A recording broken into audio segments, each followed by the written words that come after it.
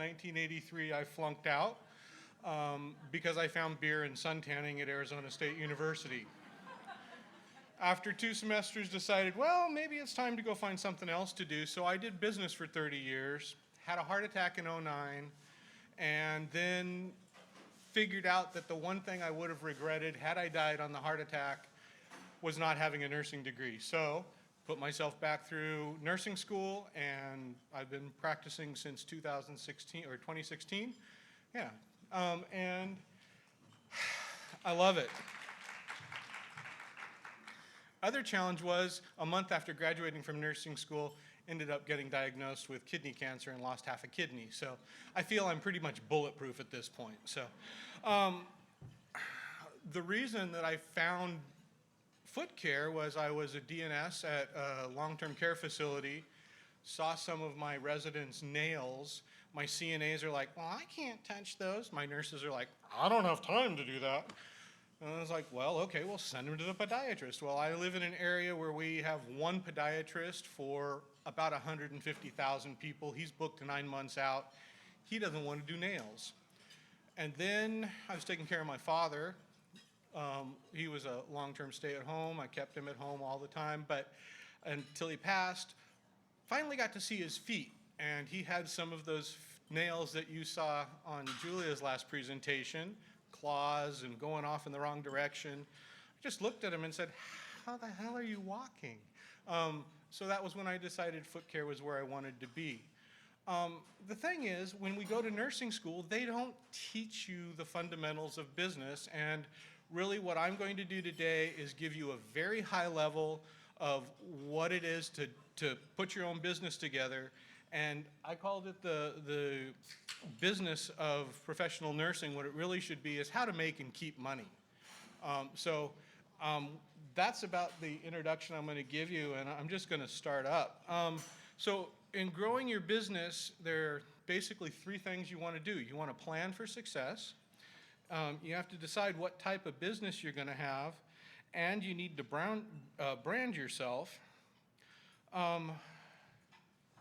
And so the first thing is a business plan. And everybody says, oh, well, I don't know how to write a business plan. Well, it's basically a care plan for your business. You know how to write a care plan, so let's write a business plan. I'm not going to go into the details of writing that business plan right now, but what I am going to do is recommend you to Dr. Google, type in business plan, and there is literally a gazillion of templates, and all you have to do is follow it and fill it in. It's really fairly simple, but there are some things that you need to know about it. It is a document that is going to outline how you make money. It's going to tell you what your background is. It's going to help you choose your target market. The target market is where you're going to spend your money in marketing. The other important thing is I don't think you're going to advertise on the radio station because you don't really need to, say, reach out to 100,000 people. Most of us need somewhere between 150 and 300 people in our stable because the patients keep coming back to us every couple of months. So it's not like you're out there like a retail shop trying to get people in the door time after time after time after time because you keep getting new patients. The other best marketing that you will ever have, and that's your existing patients. It's called a referral. And then also pairing up with your providers. Some of you who want to get bigger, it also will help you get funding sources. Those of you that are using this as your primary income, the other thing is your bank, your tax professional, and your mortgage lender. If you need to go out and get a mortgage, they're going to say, oh, well, you don't have a real job. Well, I do have a real job. I'm providing a service to people with feet. They're going to want to see 2 years of financial returns from your tax return. So just keep that in mind. The other thing is, for those of you that do TurboTax and do your own taxes, that's probably past now, and you need to make friends with an accountant in your community. That's the other thing I'm going to say right now. I am not a tax professional. I can't address anything in your individual states, because every state has their different taxes. I'm in a state that doesn't tax services, so I don't have a sales tax. Washington, for example, has a B&O tax. So you have a business, they charge you for having a business. So your tax professional and your lawyer are going to be the two most important people on your team to help you learn how to keep that money that you're making. The next piece of paper is a marketing plan, and I just kind of touched on that a little bit. It helps you identify who's your target audience. Are you marketing to a clinic? Are you in a clinic location? Are you like me? Are you going out to people's houses? How are you reaching those people? You need to present yourself as the expert. And how do you do that? You go to the Rotary, you go to the Lions Club, you go to the Senior Center, you go to the assisted living, and you talk about foot care and you talk about how important it is. Two things people need to stay healthy, active, and independent: teeth and feet. And that's a place to start. And then you tell them why they need your help. And it may not be the senior that becomes your client. It may be the kids or the caregiver of that senior who's like, I'm not touching mom's feet. Or like my dad. No, I do it myself. Well, obviously you don't, but those are where you want to do it. The other thing a market plan does is it helps you figure out your budget. How much of your hard-earned money are you going to spend on getting those new customers? And as I alluded to, a lot of the things that you can do are not things that are going to cost you a lot of money. It's not going to cost you anything to go to the Rotary Club and do a lunch engagement kind of like this. Talk for 15, 20 minutes. Everybody out there knows somebody or knows somebody who needs somebody. And that doesn't cost you any money, plus you get a free lunch out of it. And if you do it to the Lions, they give you a little certificate to put up on your wall. So the biggest piece is now, what is your business? How is it going to be treated? There are basically three types. There's a sole proprietor. I call it a lemonade stand. There's an LLC, which is a limited liability company. And there are like 4 different types of an LLC. This is where you're going to talk to your lawyer and your accountant to figure out what type is going to be most important to you. The last one is a corporation, S Corp and a C Corp. Really, unless you're making more than $150,000 a year, you really don't need to look at an S Corp or a C Corp at this point in your life.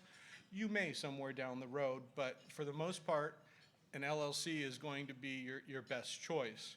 A sole proprietor, just so you know, the lemonade stand, it is the simplest and it's the most common of all the businesses. I put up my shingle, I go out, I start doing my business. The drawback of that is every dollar that you make is your personal income and it becomes your personal tax. And so the government will immediately take 33% right off the top. And there's not a lot of deductions you can use as a sole proprietor because you're not treated as a business. When you're working for somebody else, that's a whole different story because you're a W-2. You make the money, the government takes its thing before you even see it, and then you get what's left over. So as a business, most people want to be in business so that they can keep the money that they're making. And that brings you to the LLC. The other thing about an LLC versus a sole proprietorship is if, heaven forbid, something happens and your client, the family of the client or something decides that they're going to sue you, they're not going to go after the business, they're going to go after you. They're going to go after your house, they're going to go after your car, they're going to go after all of your assets, your 401k, whatever that might be. With a limited liability company, the liability is limited and there are, with your help of your lawyer and your accountant, there are stopgaps to keep that. It's called a veil of corporacy, but it keeps the client from coming after your personal assets. All they can do is go after the business assets. So There's a line there, and while your accountant is going to be able to blur that line a little bit and move some of the expenses, it's going to help you offset, and it's going to help you protect your assets. Now, what are you offsetting? Well, how many have a cell phone? How many are paying for that cell phone out of their own pocket? How many people could have their business pay for it, and then it doesn't count as your personal cell phone? How many people have a car that they're going out and visiting people? That car can now be an asset of, you can, with your accountant's help, could be an asset of the company, not you. The lease payment or the car payment is being paid by the company, and that becomes a business expense. And a business expense, almost always, versus a business income, can be offset dollar for dollar. So you make $10, you spend $10. You made $10, it costs you $10 to have a cell phone. The cell phone is now a $10 expense, therefore now your income is zero, but you really haven't spent any additional money, but now you've lowered your tax liability. As I said before, in the sole proprietorship, you don't get any of those expense breaks, and you don't get, so you don't get that, and you also don't get your tax break, and you don't have any liability protection. Let's see if I got everything on that one. Yeah, and that's the reason. The other thing is it does require additional tax forms, and those tax forms your accountant's going to take care of for you. So you basically keep your set of books. At the end of the year, you say, here, Mr. Accountant, here, Miss Accountant, this is what I made, this is what I spent, and between the two of you, you come up with a plan, and they file the taxes. Generally speaking, you can either not pay tax, you will end up at a zero, or you may get money back, surprisingly enough. The other thing is, if you, with your accountant, you can run at a loss, carry that loss forward. Even though a loss is bad in business, it can be good for taxes, because then you can carry it forward for up to like 3 years. And as you're making money and your income comes up, you're offset by that loss you're bringing forward. The other thing is, and this is one of the stumbling blocks that people say, well, I need insurance, that's why I'm going to stay working for somebody else. Well, in my particular case, I make $36,000 a year. That's where I said that line is going to be, that's going to be what my business is going to pay me. That allowed me to go to the marketplace, in the insurance marketplace at healthcare.gov, and say, this is what I'm making, and they came back and said, great, this is what your health insurance is going to cost, we're going to subsidize you at this, you're going to pay $50 a month. So I'm getting my health insurance now, instead of at $650 a month, I'm getting it at $50 a month, because this is what I'm making. And that's what I'm paying myself, and that's one of the problems that some business owners will run into, is the IRS wants you to make some money. You have to pay yourself something. And so come up with that number, make it work for you. And again, you need to talk to your accountant, because your accountant's the one who's going to have your back, and she or he is the one that's going to be putting those documents together, that's going to go to the IRS and have them either be happy with you or come back at you. As I told you before, there's the S Corp and the C Corp. All I'm really going to say is S Corp is good and bad. It's double taxation. What you're paying yourself, what the corp makes, you're going to end up paying twice. And then with a C Corp, the only advantage I really have with a C Corp is that you can choose when you're paying your taxes. The rest of the world pays on April 15th, but a C Corp can choose to do it at any time. And then that's a conversation that you have with your lawyer when you've reached the point where you may need to move into a corporation.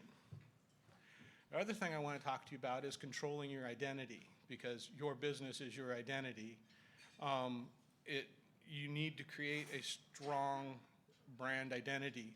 And this is something that a lot of people, when they start their own business, they go out, they go to one of these share places, get clip art and create a logo because it looks cool. They get a couple of fonts, put it together and say, okay, that's my font.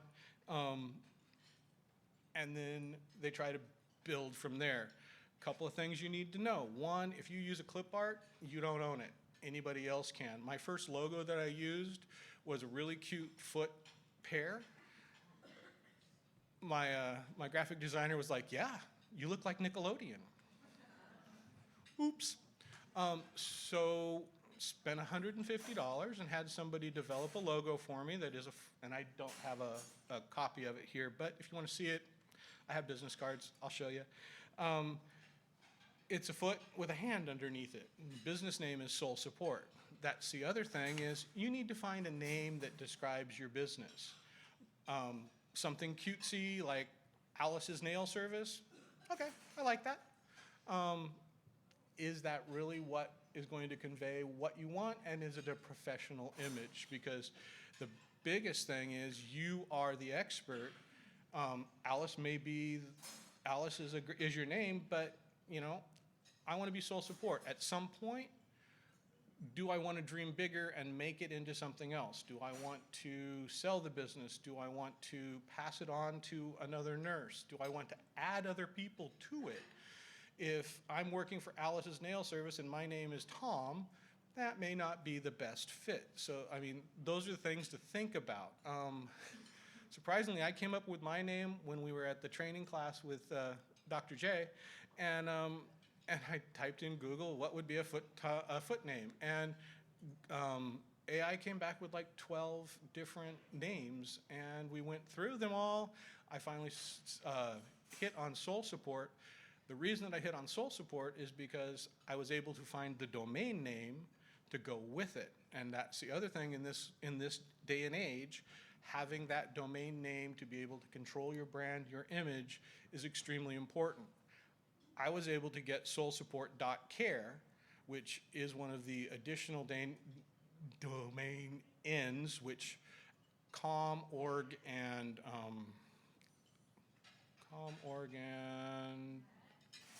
.net, yes. Those were the three that started.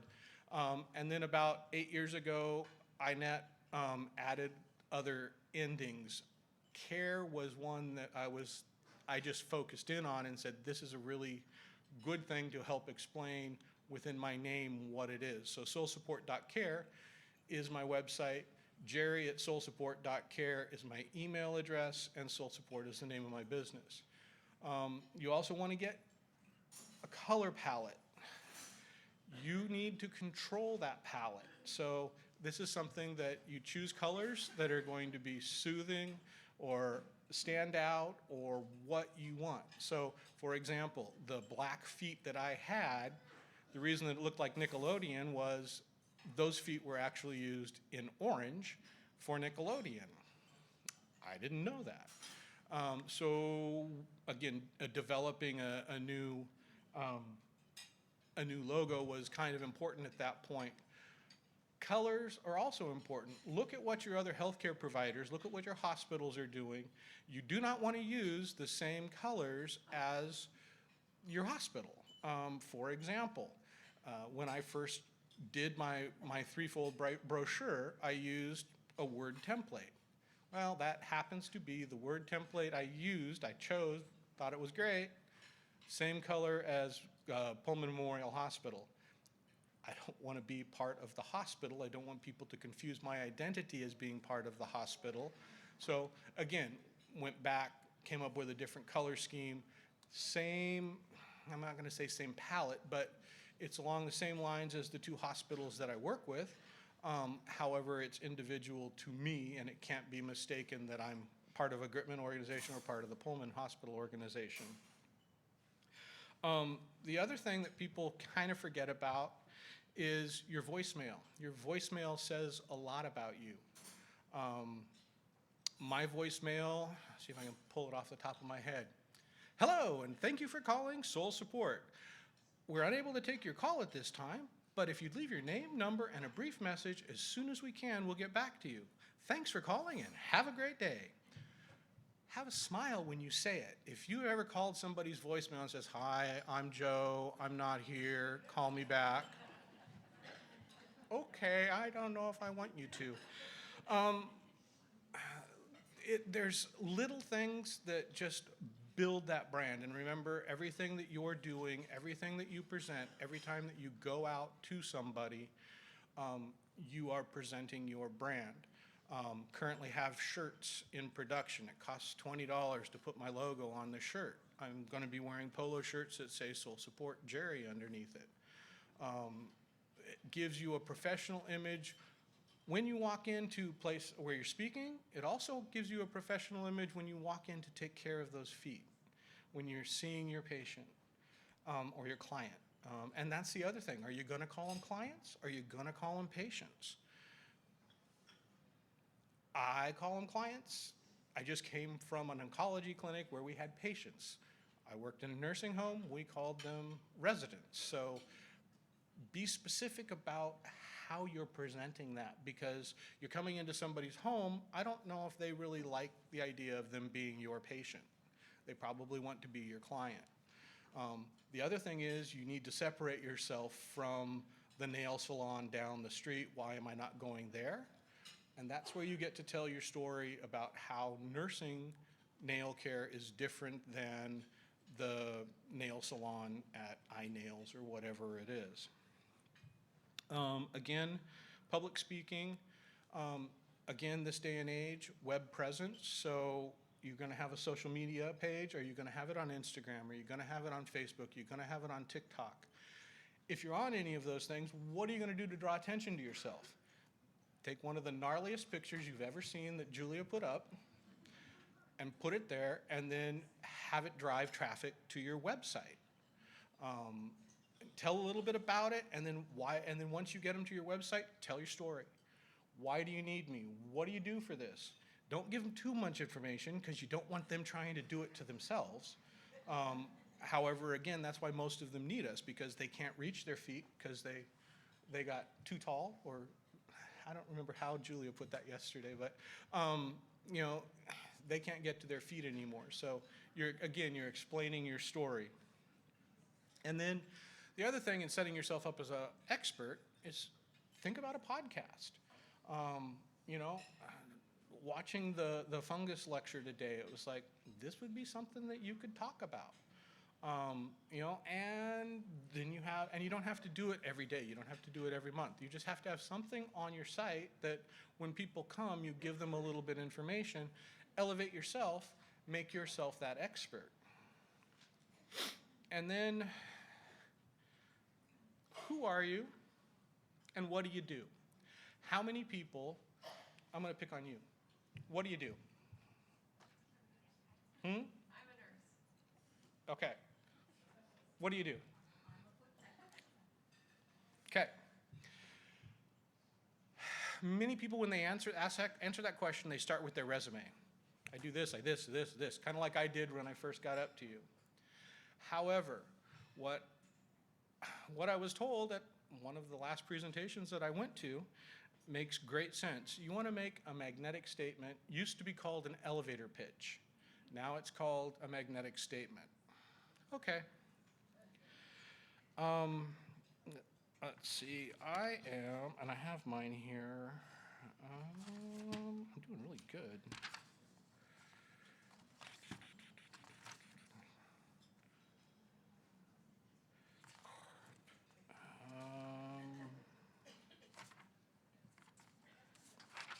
Crap.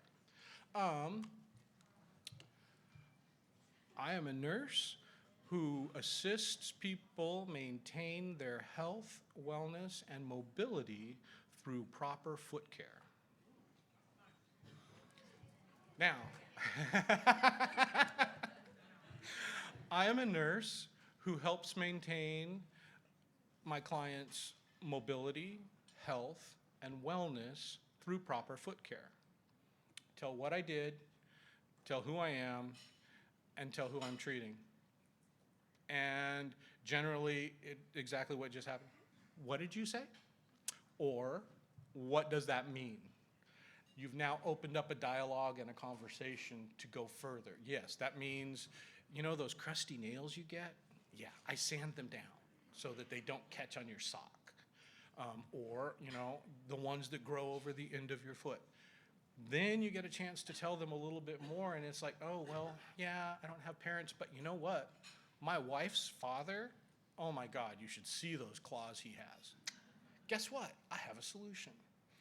So you've now just told them what the need was, told them how you can help them, and guess what? You're probably going to get a new client out of that. Now, the father-in-law is going to feel so great when he's done. He's going to go to the coffee clutch in 2 weeks or whenever he meets for his coffee guys. He's going to say, I had this nurse come in and she or he did cut my nails back, and oh my God, I can get in my shoes now, I can walk, feel so much better. And now you're going to get a couple more customers off of that one. Or the husband or the wife are going to say, I have this nurse that takes care of mom and dad's feet. Oh my God, it's absolutely fabulous. And again, now the people from her office or from his office are going to call you and set it up. So that again is where your business card, very important, a website that's easy to remember. I don't remember what his number is, but however, you should also try to get it into their phone. Google has this new thing called a dot card. It's a new business card. It's only a card. It taps the phone and puts your contact information in the phone. It's like $19 to buy one. Really kind of incredible. It also can act as not a referral, but a rating. Give me 5 stars on Google kind of thing. Because they can take that information, it takes them right to the Google site, allows them to put in what their experience was, give you 5 stars, and move on. If anybody tries to work with, like Google's logarithms, it is based on how many stars you have. So the more 4 and 5 star reviews that you have, that was the word I was looking for, the more chance you're going to float to the top of the list. One that I just did on Thursday, I just got registered to be on Alexa, the Google one, and there's like 3 voice, the ones that control your phone. Alexa, do this for me. So now, in about 3 weeks, if you go to Alexa and you say, find me a foot care provider in Moscow, Idaho, Soul Support is going to come up as, would you like me to call them?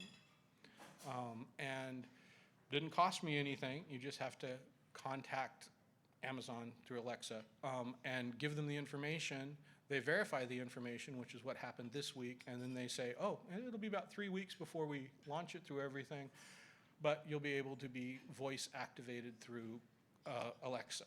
So at first I thought, well, how many seniors have an Alexa? I could barely get my dad to use his cell phone.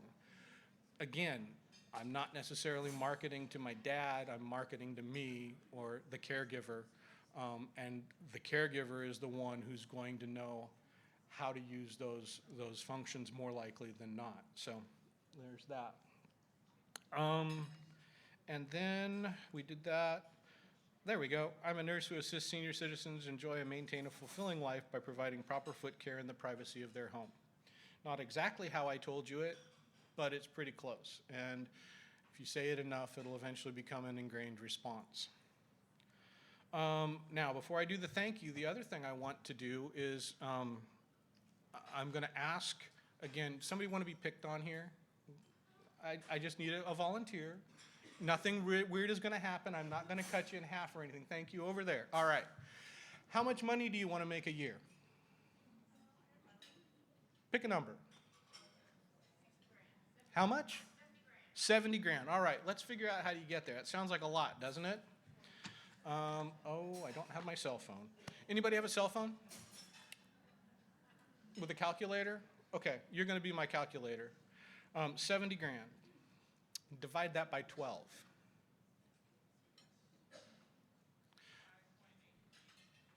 Say that what? For 70 grand?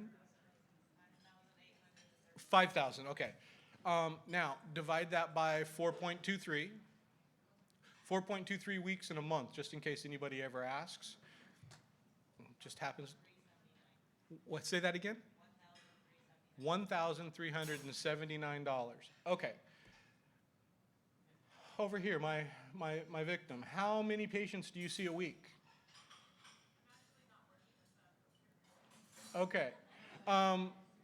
Say you were, what would you charge? I'm going to use my number, okay? $80, divide that by 80. $17.23. So I need to see, to make $70,000 a year at $80 a client, I need to see 17 people a week. How many people are doing at least that? You just made $70,000. How many people want to keep that $70,000? Get yourself an LLC. Speaking of, how many people have an LLC or a corporation? Excellent, excellent. All right. How many people have a very good relationship with the accountant that they have and that they like?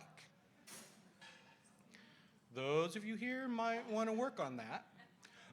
And then how many people have an attorney that you can call up and say, hey, I need to do this? Okay, a couple of you. The nice thing about an LLC is, generally speaking, you don't need an attorney to do it. You can go to the state Secretary of State, wherever you are, website, and you can open an LLC under your name. Where you want to talk to a lawyer, perhaps, is there are places where, like in Idaho, it only costs me $100 to have an LLC. That's the filing fee. Some places charge $300. Some places charge tax. Say what? California is $800. So just because you live in California does not mean you can't go to Nevada. If you know or you have somebody in Nevada that can give you a business address, you can open your LLC in Nevada, but that doesn't mean you can't do business in California. You do want to put your LLC, if you're not going to build it in your state, you need to put it in a state that doesn't have an income tax for a business income tax. There's a couple back east. Delaware is one that comes to mind. They don't charge a tax for businesses. There's no business tax. So do a little research or talk to your attorney about that. But again, like I said, I'm not an accountant. I'm not a lawyer. I can't answer your individual state's recommendations. I can barely answer the recommendations for my state as well as my practice. So there's a lot of variables there that are by state. So I would just recommend you do a little bit of digging, and if you don't have a lawyer, you may know somebody, or you may know somebody who knows a lawyer. Have a drink with them and just talk and get a little free advice beforehand. Some of them will even let you come in and talk 30 minutes for free without billing you. So that's another option. And then that brings me to the end of that little bit.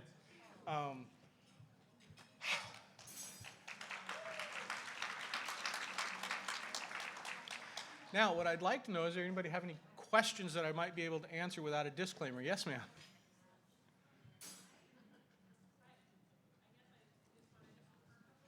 Okay. Hey, 1 sec. Give me 1 sec. I'm coming. Don't make me run.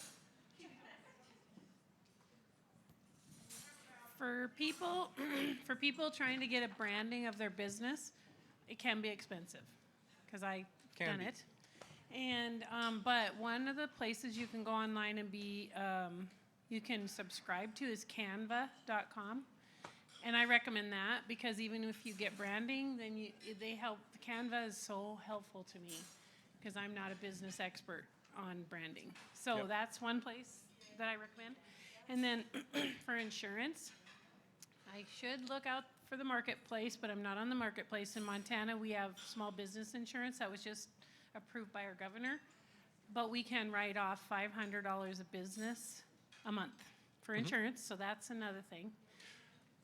So look into that in your state. I'm just saying things that I, The other thing about insurance, and I didn't touch on that real fast, but I operate my business under my NSO, and then I have also a business insurance policy through my insurance agent, who also insures my house and car.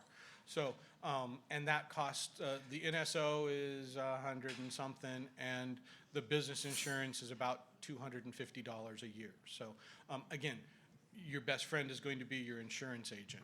You need and to have a team. yeah, and I misspoke there. I meant health insurance. Yeah, and my Yeah. health insurance is Yeah. the marketplace, so. And then one more thing, that my accountant recommended to me, since my car is my office, then I lease back my car to myself. And that's a huge one. So anyway, that's all. And, you know, the IRS also gives you money if you have a separate place in your house where you're gonna be doing business out of. That's an office deduction based on your square feet. You can also lease yourself out for 14 days a year to do business meetings in your house. And that's something you need to talk to your accountant about. I'm still not sure on that one. Any other questions before I go? I have a question.